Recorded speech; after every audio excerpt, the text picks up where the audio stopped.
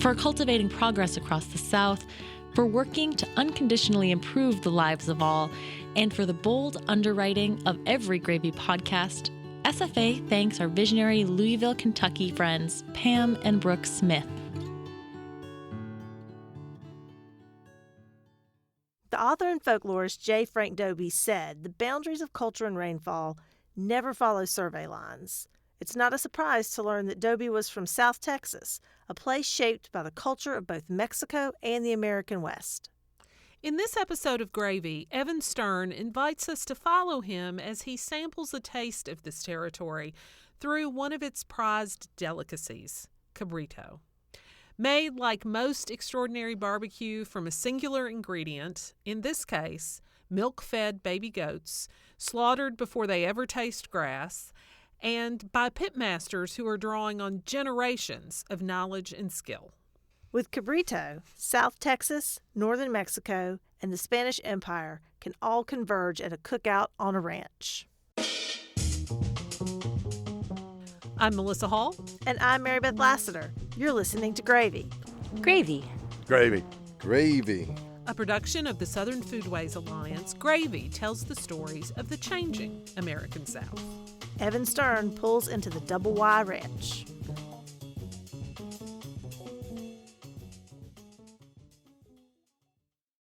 The Nueces River rises out of the Edwards Plateau, north of Uvalde, and flows for about 315 miles before snaking its way to the Gulf of Mexico. Once the geographic boundary between Texas and the Mexican states of Coahuila and Tamaulipas, driving below it can still feel like crossing a border of sorts, as this region, called the Nueces Strip, maintains a cultural identity that almost feels like a province unto itself. Flat, brushy, and isolated. For some, its beauty can take a while to reveal itself. But I sense its charm almost immediately upon entering the gates of Gilbert Aguirre's Double Y Ranch. Perched off a dusty, mesquite-lined road about 17 miles below the town of Alice, I've been invited here by Mr. Aguirre's nephews, my friends Peter and Joe Avila. But the first to greet me upon arrival is their cousin Refugio, who slaps me on the back and tells me to call him Coquin. A McAllen-based auto worker who spent years in Detroit. His roots in South Texas run deep, and tells me he's proud to call this area home. Well, this is the real Texas. This is where the Alamo was run, 2 hours from here, right? And we take pride on that. We take pride that we're part of that history, right? Being Mexican Americans, right? It's a little after 10 a.m. on the Sunday before Thanksgiving, and we're talking by a fire pit outside his uncle's stuccoed ranch house. His aunts are busy inside preparing a breakfast of eggs, tortillas, and hot chocolate for about a dozen who spent the night. By dusk, these numbers will more than double, as 4 generations of family, spanning the ages of 11 to 83, will descend here for what Peter Avila tells me has become a traditional pre-holiday cookout. I believe we're probably at about 33, 34 count of family that came from as far as Monterrey. We've got some that came from San Antonio. We have family that came from Kyle, Texas. When we know we're going to come to the ranch, it's going to be a gathering of good food, some tasty beverage, and good times, good platicas. If you don't speak Spanish, a platica is a conversation. And over breakfast, I end up having one with Peter's sister, Patty. Like many, she tells me the Avilas and Aguirres lost loved ones to the pandemic, and that gatherings like this are cause for thanks and celebration. Yet today feels especially momentous because, for the first time in all their years of hosting this get-together, they're gearing up to roast a cabrito. Prized for its succulent and tender meat, a cabrito is a baby goat no more than 6 weeks old that's been strictly nourished on a diet of mother's milk. If there's gonna be cabrito, it's gonna be special. And the flavor is wonderful if it is cabrito, and I hope there's plenty for everybody. That's Rosa Canales, an educator, poet, musician, and friend of the Avilas. I met her and her husband Joe Perez at their home in Olmito, just outside Brownsville, about a week before today's feast. We talked about cabrito for nearly an hour. It was an easy conversation topic for them as our discussion unlocked many childhood memories. The cabrito thing was always a Sunday thing. My grandmother made wonderful cabrito, and my mother learned to make it from her. Especially when we were at the ranch, she cooked it on a wood stove.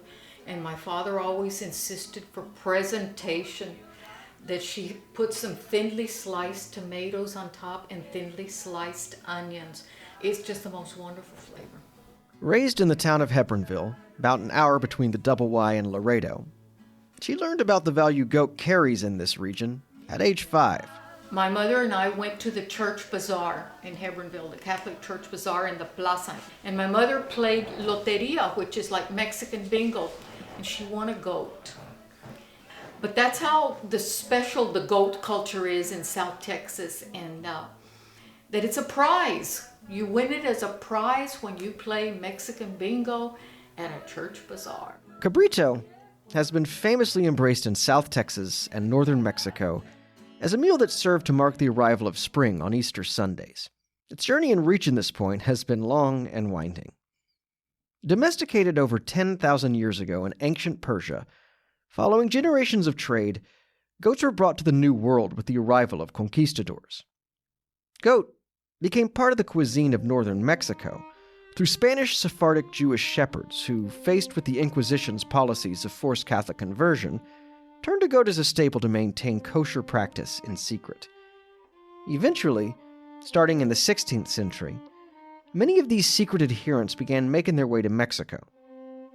They settled in what would become the northeastern state of Nuevo León, whose remoteness and harsh climate provided a semblance of refuge. There, these herders spit roasted goat in the fields, al pastor, or shepherd style. Over the years, its popularity spread beyond, and this cooking process continues on ranches on both sides of the border and select restaurants in cities like Monterrey, Saltillo, and McAllen. Houston-based chef and culinary historian Adan Medrano also tells me it was a rare treat for his migrant worker father, who couldn't hide his joy when given the chance to eat it. My memory of cabrito is one where I'm seated at a table and my father has ordered a plate of cabrito, and to see the beaming face. And that's very important because I want to cook in a way that people will have that look. Adan was born and raised in San Antonio. It wasn't easy to find cabrito there when he was growing up, but tells me it's something his father looked forward to on return trips to his hometown of Nava, Coahuila. Adan says that as a child, frequent travels there shaped his worldview. For that, he advocates for discussing this region's food in a way that looks beyond present-day geopolitical boundaries. I now look at South Texas and northeastern Mexico as one landscape. This land is landscape first. And how a chef or a home cook relates to the landscape, that's where flavors come out.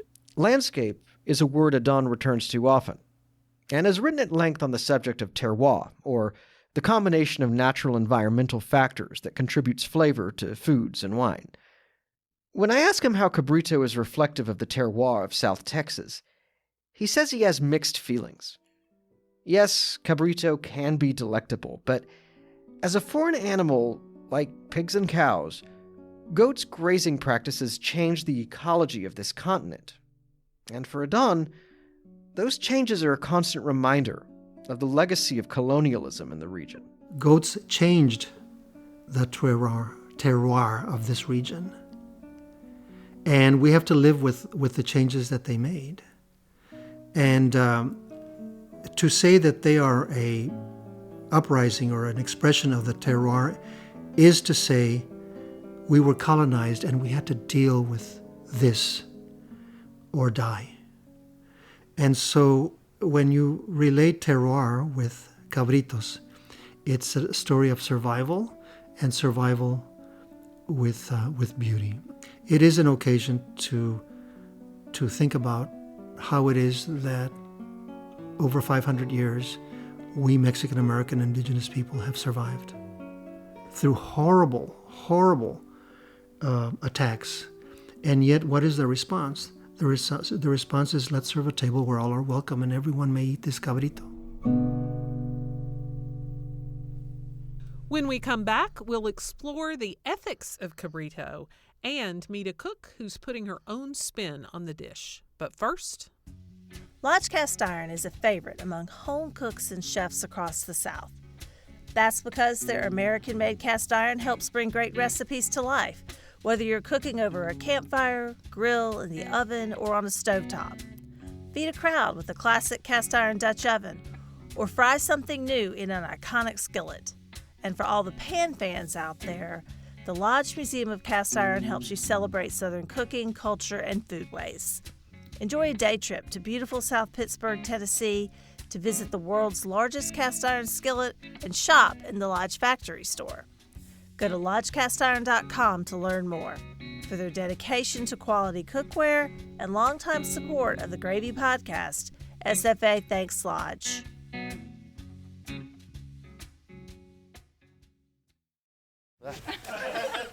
Back at the ranch, Peter and Coquine introduced me to their cousin, Mundo Aguirre, who's preparing a saltwater bath for the goat he drove up yesterday from Monterrey.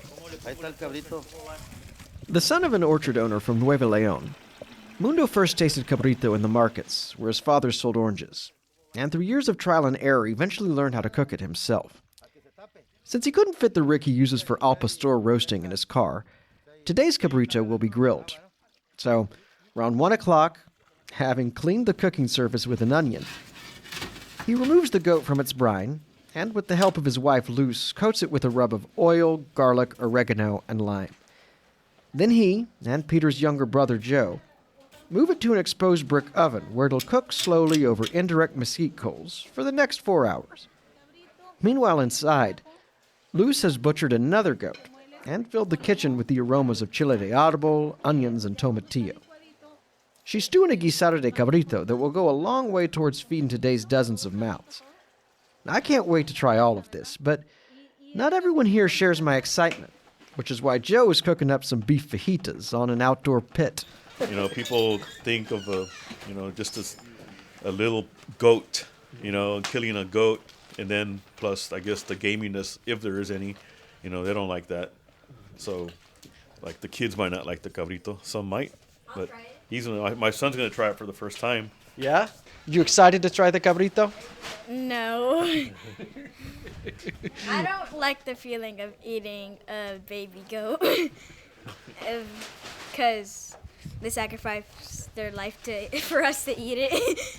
Joe's son brings up an ethical issue that's hard to ignore in relation to cabrito, veal, and frankly, most meat consumption. But for Adan Medrano, questions of morality touch all foods we eat. There's an expression in Spanish, lo sacrifican, you sacrifice it.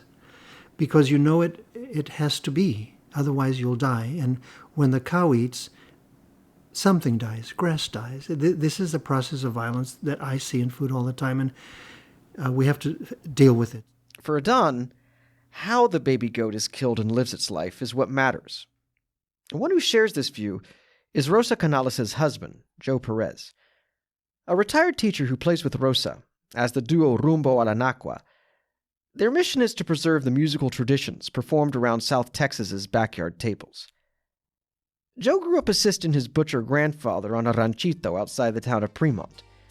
There, alongside calves and pigs, they raised grass-fed goats, or chivos, whose slaughters they respected by ensuring no parts went to waste. I remember little kids coming over to my grandmother's and saying, "Can you sell me 25 cents worth of meat?" Yeah. And that was my first job as his helper, was to hold on to the leg, to stretch out the leg on the carcass so that he could skin comfortably.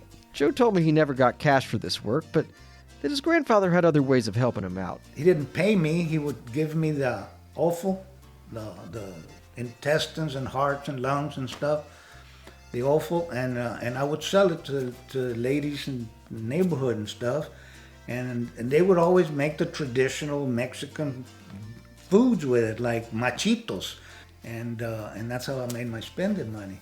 Machito, which some call Texas haggis, is made from the goat's innards, which are wrapped and cooked in a neat package of visceral lining tied with tripe. Like barbacoa, it was born of working rural people who sought to waste no resources. And upon hearing its mention, Rosa immediately chimed in from across the room. It looked like a burrito, the machito. They would boil them first to make sure that they were tender and to leak out some of the fat. And then they would either put them in the oven or put them on an open fire outside. But you would get the crispy fat, the crispiness of the little intestines, the tripitas that had been used to wind this cylindrical machito full of liver and kidneys and lung. Oh, the lung is wonderful. But you slice it and you put a piece in a corn tortilla and you make a taco out of the machito. So even though it is very strong tasting and then with a little bit of salsa, it's such a delicacy. You know what you're doing. Machito isn't an item that's easily found on American menus, but for that matter, neither is cabrito. Restaurants that spit roast them in the traditional al pastor style are nearly impossible to find outside the Rio Grande Valley.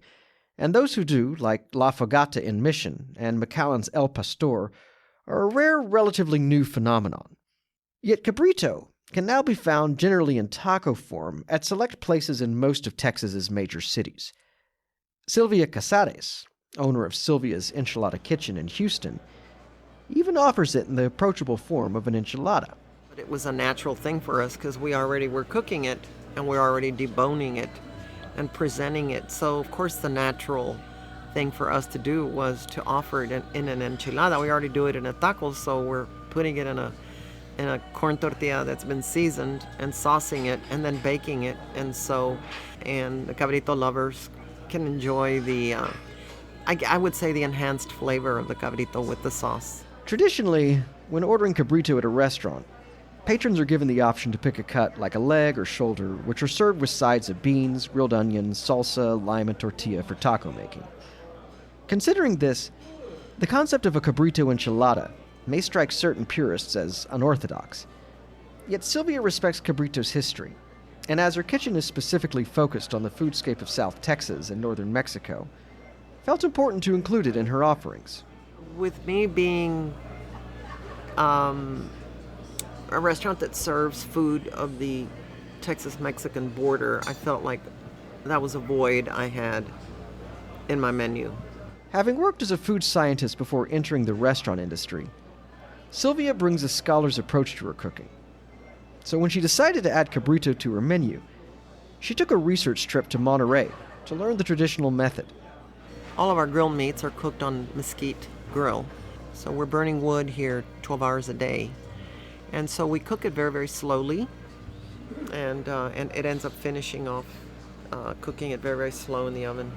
Still, supply for cabrito is limited north of the border, and when bought through a distributor, a single 8-pound goat can easily fetch in the range of $125. For this, Sylvia doesn't see it making the leap from ranch cookouts to mainstream dining anytime soon. It's a high food cost item. It's a smaller market, if you will, of people that know cabrito.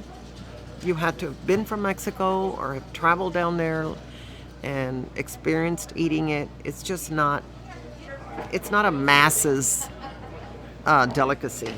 Then again, cabrito's uniqueness is so much of what's made this day at the ranch a truly special occasion.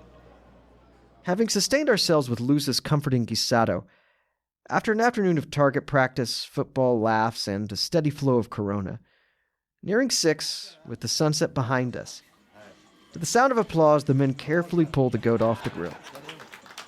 Mundo chops it up, generously gives me a shoulder and portion of ribs, and I pile my plate with beans and rice.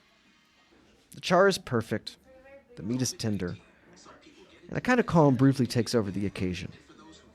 Then, following the Cowboys' victory over the Vikings, as the kids busy themselves making s'mores, some of us crack open another round of beers by the fire. Speaking in Spanish, Coquín says today is all about family unity and tradition. Entonces es la unión de la familia y la tradición. For me, this exchange again calls to mind Adan and what he said about looking at the regions of South Texas and northern Mexico as one landscape. As a shared dish, cabrito might be a symbol of just that. And those cross-border connections play out in the Avila and Aguirre families, too. Earlier today, we had 3 of our nephews from Monterrey tossing a football with an American nephew that they have never met. but just watching them throw the football brought unity. They couldn't communicate, but just through playing, they had some fun. And so I think that's most important down here is we get together, everybody has fun, and we enjoy our time. At the same time, we bring out the cabrito, which is something of delicacy, like my uncle says, and it makes the evening extra special.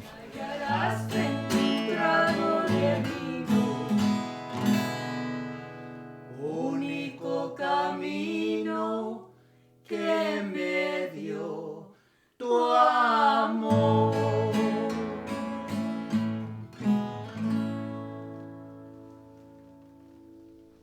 And that's a song we would have probably sang while the cabrito was cooking on the grill. Evan Stern produced and reported this episode. Enjoy his work? Subscribe to and like his podcast, Vanishing Postcards, named one of the best podcasts of 2022 by Digital Trends. We thank Wendell Patrick for Gravy's theme music, Jazar for our donor music. Special thanks for this episode go to fact-checker Katie King and editor Olivia Terenzio. Managing editor for Gravy and all other SFA media is Sarah Camp Milam. My co-host, Mary Beth Lassiter, serves as our publisher. Visit us at southernfoodways.org to listen and engage with our oral history collection, including new histories on icing-drenched, color sugar-fueled tours of king cake bakers in South Louisiana. And while you're there, please consider becoming a member or making a donation. Your dollars fund our work and help us make more gravy.